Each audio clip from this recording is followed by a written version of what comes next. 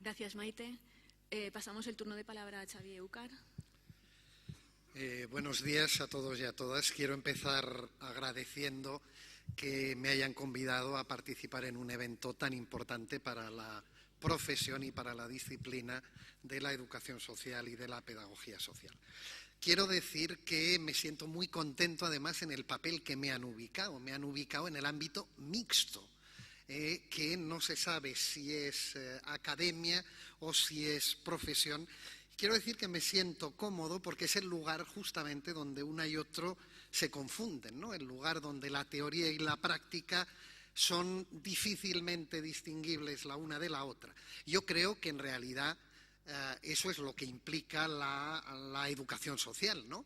Una acción siempre hacia adelante, siempre viva, siempre en movimiento, en la cual no está muy claro dónde empieza y dónde acaban la teoría y la práctica. De todas formas, tenemos un problema estructural, ¿no?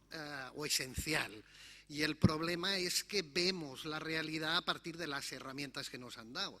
Y las herramientas que nos han dado es que, por un lado, tenemos una palabra que es teoría y, por otro, tenemos una que es práctica. Y no tenemos ninguna palabra que nos permita, en nuestro lenguaje, mirar de forma diferente. Es decir, interpretar aquello que a la vez es teoría y práctica. Y eso es un problema que arrastramos en nuestra forma de ver el mundo. Quizá deberíamos inventar una nueva palabra que nos haga ver las cosas de una manera diferente, ¿no?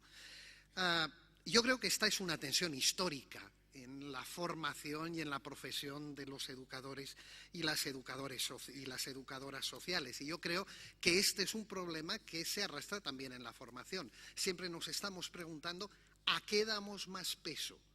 Y en función del peso que se vaya hacia un lado o hacia otro, tendremos un tipo de formación o otro tipo de formación. De todas maneras, todos y todas sabemos que normalmente los estudiantes siempre nos están pidiendo más práctica, con la idea de que si sabemos cómo, sabremos qué hacer y lo sabremos hacer mejor. Yo creo que esto no es del todo así. Pero bueno, en todo caso, yo creo que es la realidad, al menos la que vemos en nuestras aulas, ¿no?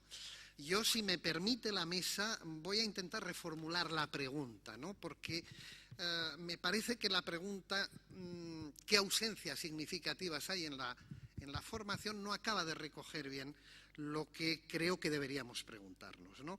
¿Por qué? Esencialmente porque todavía no tenemos una visión.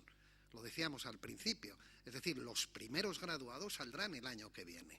Si buscamos estudios, en este momento yo he encontrado del año pasado solamente 2, por cierto, uno hecho aquí en Valencia. Y el no tener graduados nos hace difícil saber de qué manera se van a integrar en el sector laboral y hace difícil saber también de qué manera van a responder a las necesidades sociales, si van a responder de la misma manera que lo hacían los diplomados o no. Por eso a mí se me hacía difícil pensarlo. Intentando replantear la pregunta, yo me decía, a ver, la pregunta que nos tenemos que hacer es ¿qué ha de proporcionar la formación inicial al futuro profesional? Y la pregunta, si me lo permiten, la respuesta, quiero decir, va a ser tan simple como obvia, ¿no? Vázquez Montalbán decía que hay que evidenciar lo evidente por si acaso. Yo estoy de acuerdo con él. Es decir, ¿qué tiene que proporcionar? Pues miren, yo entiendo que una formación inicial. ¿Qué quiere decir eso? Quiere decir que el profesional o la profesional que acaba la graduación es un profesional ya de pleno derecho. Pero para nada es un profesional acabado.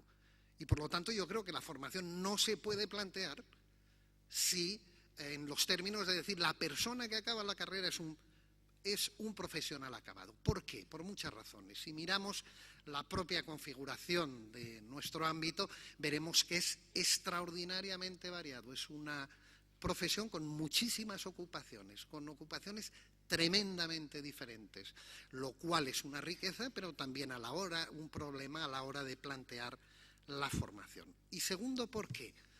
Porque en otros ámbitos. Por ejemplo, en el ámbito formal se habla del shock de la práctica, ¿no?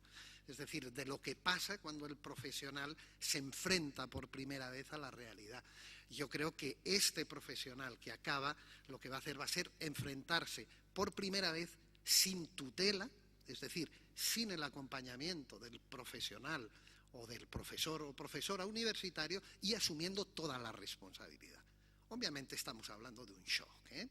Y yo creo que esto es importante. Bueno, ¿cuál sería entonces la pregunta? ¿Cuál sería entonces la respuesta que tenemos que dar a esta pregunta que hemos reformulado? Yo creo que la respuesta ha de ser ¿qué tipo de profesional pretendemos formar? Y aquí yo voy a intentar dar algunas ideas y algunos planteamientos, ¿no? Ya es un terreno conocido el decir que nuestros tiempos o que estos profesionales se mueven en contextos dinámicos, de incertidumbre, de inmediatez, donde la flexibilidad y la creatividad van a ser ingredientes nucleares de las acciones cotidianas. Son palabras. El problema es que en nuestro campo son algo más que palabras, no son palabras, es así. Esto es lo que el profesional y la profesional se están encontrando. ¿Por qué? Pues porque lo social, ya lo hemos dicho, es un ámbito vivo, en movimiento, que está cambiando continuamente.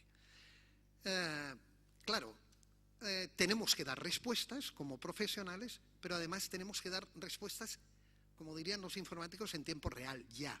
La vida no se para dejar que el educador o la educadora diga, a ver, ¿qué es lo más apropiado que yo puedo, párate vida, yo pienso y luego respondo?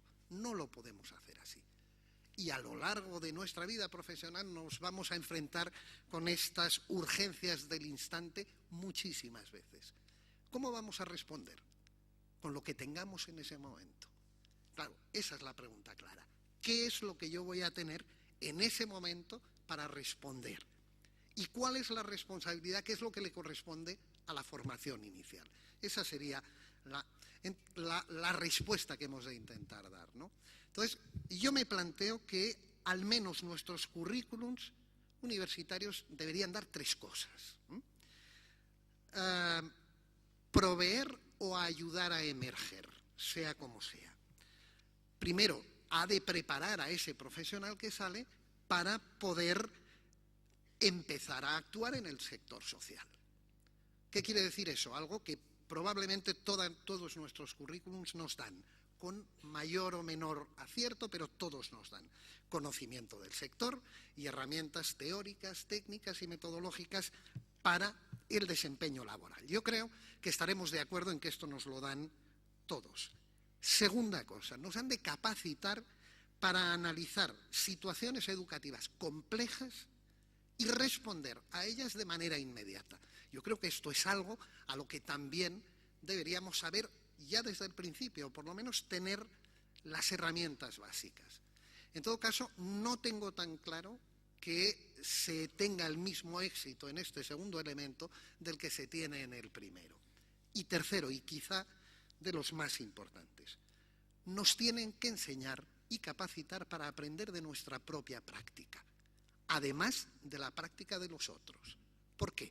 Porque eso va a ser lo que nos va a permitir irnos construyendo y aprendiendo con cada nueva situación a la que respondemos desde la urgencia.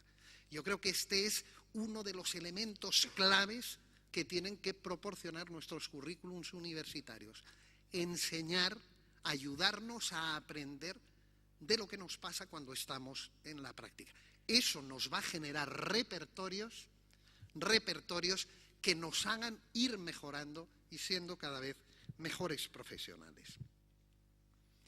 Me parece evidente, acabaría con esto, que los contenidos y las prácticas curriculares y la estructura de la formación inicial es muy importante a la hora de formar al futuro profesional. Pero yo, si me lo permiten, voy a insistir en otra cosa que probablemente no se habla tanto, y es la importancia de tener buenos profesores y buenas profesoras. Gente que se crea la profesión, gente que se implique en la profesión y gente que sea capaz de transmitir la pasión por este ámbito de trabajo a los estudiantes. Es importante, pero me parece mucho más importante tener buen profesorado. Victoria Camps lo decía antes, la fuerza del ejemplo. Si realmente tú ves que tus profesores se implican, se lo creen, trabajan, están conectados con el mundo profesional, actúan, yo creo que no hay mejor ejemplo que ese y no hay mejor camino para formar. Por lo tanto, yo defiendo que el currículum es importante, pero me parece, no sé si más importante, pero muy importante también, que tengamos buenos profesores en la formación. Creo que esto es clave.